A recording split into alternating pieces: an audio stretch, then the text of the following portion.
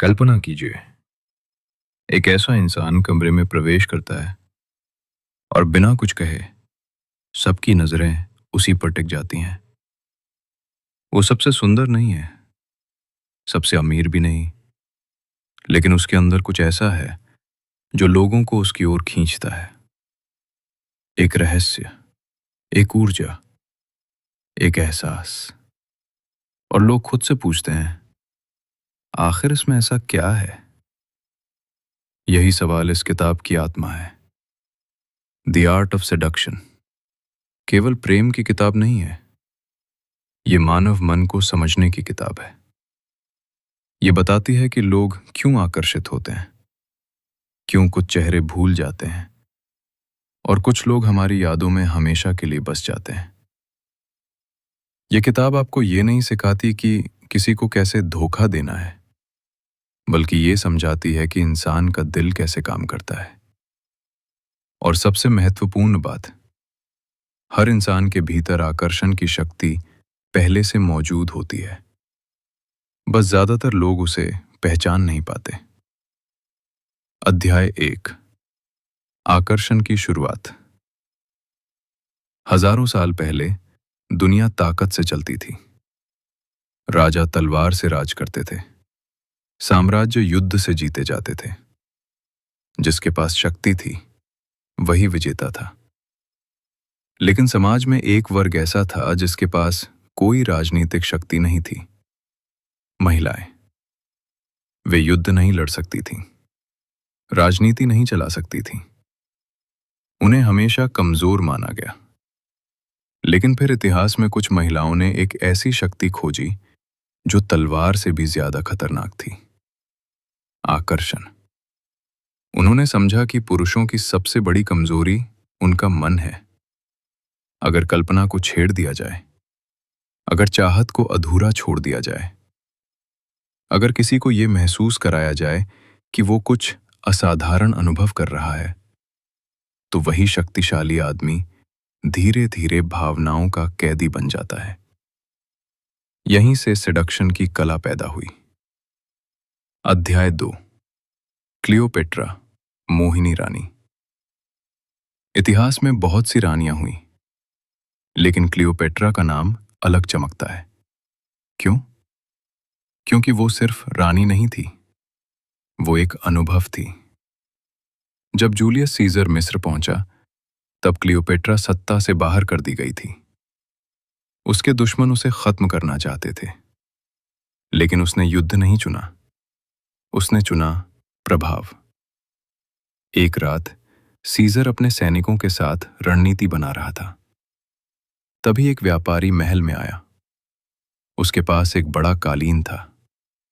जब कालीन खोला गया तो उसमें से निकली क्लियोपेट्रा, युवा, आत्मविश्वासी, आधी रोशनी में चमकती हुई, जैसे कोई देवी अचानक धरती पर उतर आई हो। उसी पल सीजर मोहित हो गया। लेकिन क्लियोपेट्रा की असली ताकत उसकी सुंदरता नहीं थी, उसकी असली ताकत थी ड्रामा। वो हर मुलाकात को एक अनुभव बना देती थी। कभी देवी की तरह कपड़े पहनती, कभी रहस्यमयी प्रेमिका बन जाती, कभी दूर हो जाती, कभी अचानक अत्यधिक प्रेम दिखाती। और यही खेल इंसान को भावनात्मक रूप से कमजोर बना देता है, क्योंकि इंसान सबसे ज्यादा उसी चीज के पीछे भागता है जो पूरी तरह उसकी नहीं होती। अध्याय 3, लोग आकर्षित क्यों होते हैं। रॉबर्ट ग्रीन कहते हैं, हर इंसान के भीतर कुछ अधूरा होता है। कोई ध्यान चाहता है, कोई रोमांच चाहता है, कोई प्यार चाहता है, कोई ये महसूस करना चाहता है कि वो खास है। और जो व्यक्ति इन इच्छाओं को पहचान लेता है, वही सबसे ज्यादा प्रभावशाली बन जाता है।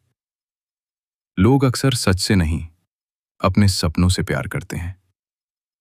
जब कोई इंसान आपको देखकर यह महसूस करे कि मेरी जिंदगी इसके साथ अलग हो सकती है, तो आकर्षण शुरू हो जाता है।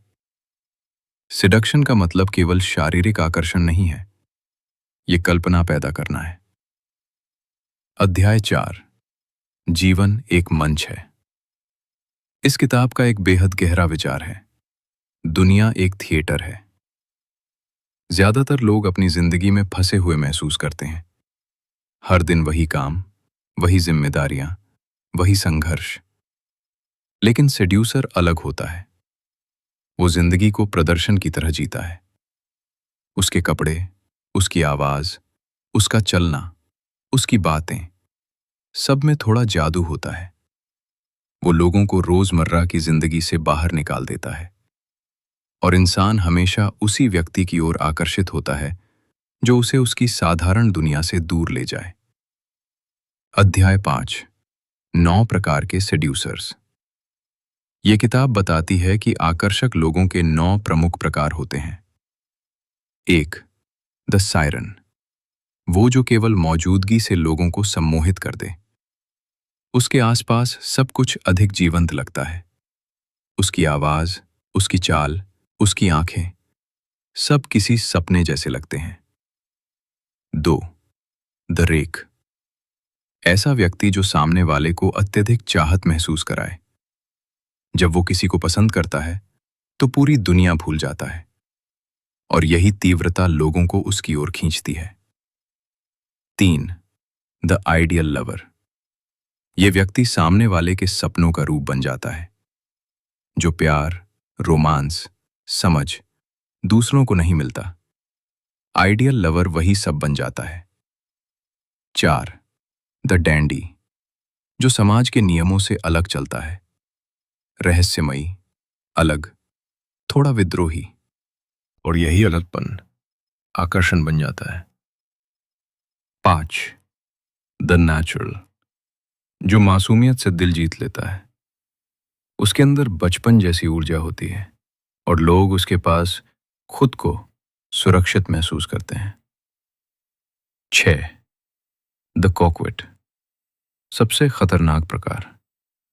वो कभी पास आता है, कभी दूर चला जाता है, कभी प्रेम दिखाता है, कभी ठंडा हो जाता है और इसी अनिश्चितता में सामने वाला फंस जाता है।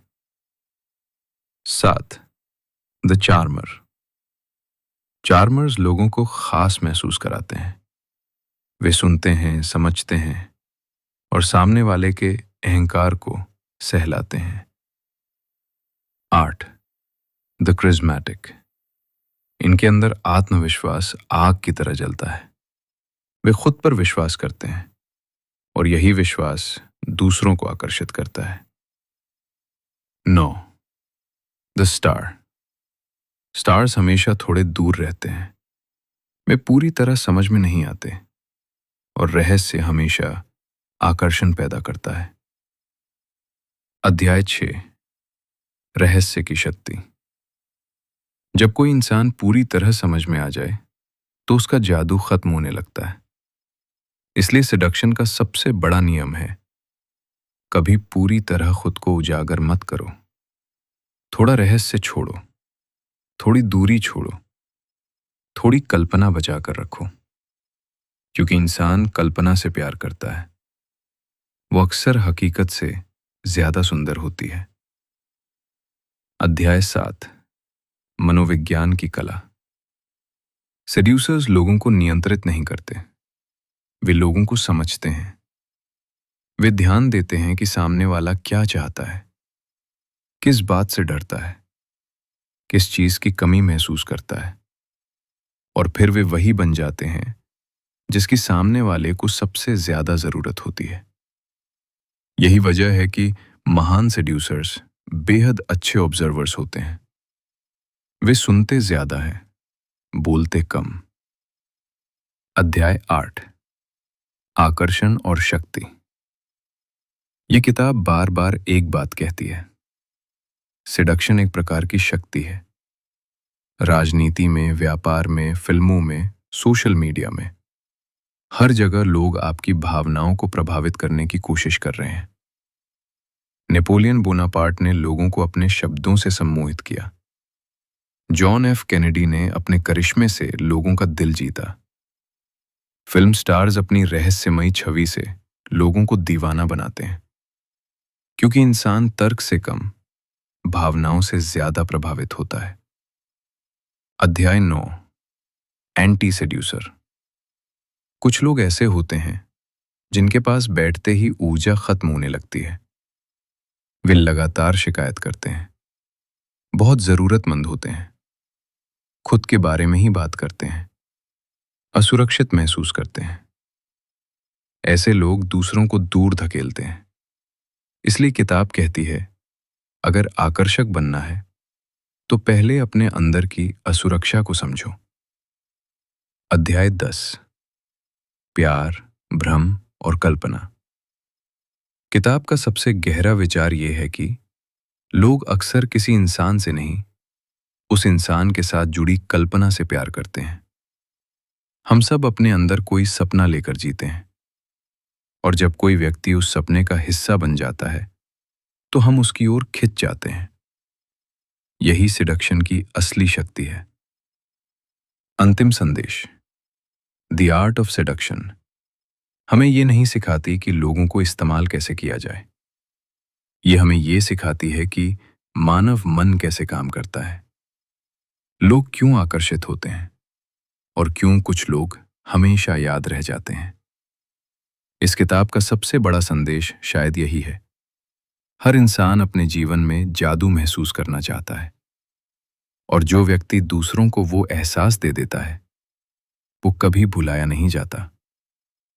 अगर आपने कभी सोचा है कि कुछ लोग बिना कोशिश किए भी इतने आकर्षक क्यों होते हैं, तो जवाब शायद उनके चेहरे में नहीं, उनकी ऊर्जा में है, उनकी रहस्यमयी मौजूदगी में है, उनकी समझ में है, और इस बात में है कि वे लोगों को कैसा महसूस कराते हैं।